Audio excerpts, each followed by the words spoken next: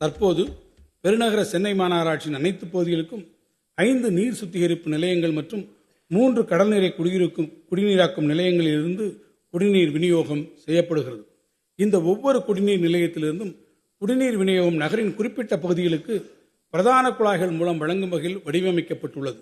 இதனால் தேவைப்படும் போது ஒரு பகுதியின் உபரி நீரை பற்றாக்குறை உள்ள மற்றொரு பகுதிக்கு மாற்ற இயலவில்லை. எனவே முதன்மை சுற்று குழாய் திட்டம் எனும் புதிய திட்டத்தின் மூலம் அனைத்து நீர் பகிர்மான நிலையங்களையும் இணைத்து சென்னை மாநகரில் உள்ள அனைத்து குடிநீர் விநியோக நிலையங்களுக்கும் சமமான அளவில் குடிநீர் வழங்கப்படுவது உறுதி செய்யப்படும். சமச்சீரான குடிநீர் விநியோகத்தை உறுதி செய்திடும் இத்திட்டம் 2423 கோடி ரூபாய் மதிப்பீட்டில் அடுத்த 3 ஆண்டு காலத்திற்குள் நிறைவேற்றப்படும்.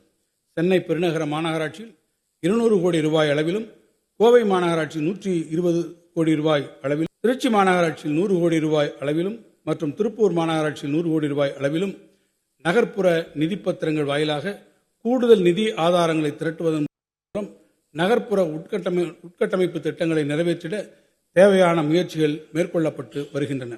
தமிழ்நாடு குடிநீர் வடிகால் வாரியத்தின் கீழ் உள்ள 40 ஆண்டுகளுக்கு மேலான கூட்டு குடிநீர் திட்டங்களை புதுப்பிக்க வேண்டிய தேவை தற்போது எழுந்துள்ளது. செயல்திறன் குறைந்த பழைய மின் இறைப்பான்கள் மற்றும் குழாய்கள் ஆகியவற்றை மாற்றிடவும், தேவைப்படும் இடங்களில் நீர் ஆதாரங்களை புதுப்பித்து கூட்டு குடிநீர் திட்டங்களை மேம்படுத்தவும் இந்த ஆண்டு 675 கோடி ரூபாய் மதிப்பீட்டில் 102 கூட்டு குடிநீர் திட்டங்களில் பணிகள் மேற்கொள்ளப்படும். இதன் மூலம் அடுத்த 15 ஆண்டுகளுக்கு இத்திட்டப்பகுதிகளில் குடிநீர் வழங்கல் சீராக நடைபெறுவது உறுதி செய்யப்படும்.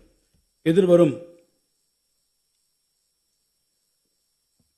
2025-26 ஆண்டு தமிழ்நாடு குடிநீர் வடிகால் வாரியம் முன்னுரிமை அடிப்படையில் கீழ்கண்ட குடிநீர் திட்டங்களை நிறைவேற்றிடும். புதுக்கோட்டை மாவட்டம், புதுக்கோட்டை மாநகராட்சி, அறந்தாங்கி நகராட்சி மற்றும் 526 ஊரக குடியிருப்புகள் பயன்பெறும் வகையில் கூட்டு குடிநீர் திட்டம் ஒன்று 1820 கோடி ரூபாய் மதிப்பீட்டில் 4.07 லட்சம் மக்கள் பயன்பெறும் வகையில் மேற்கொள்ளப்படும்.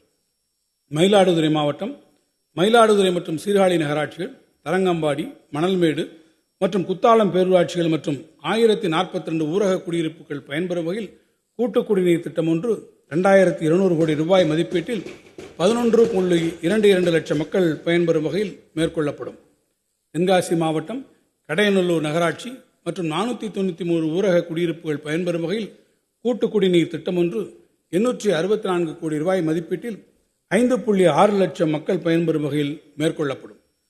இந்த வரவு செலவு திட்ட மதிப்பீடுகளில் நகராட்சி நிர்வாகம் மற்றும் குடிநீர் வழங்கல் துறைக்கு 26,678 கோடி ரூபாய் ஒதுக்கீடு செய்யப்பட்டுள்ளது.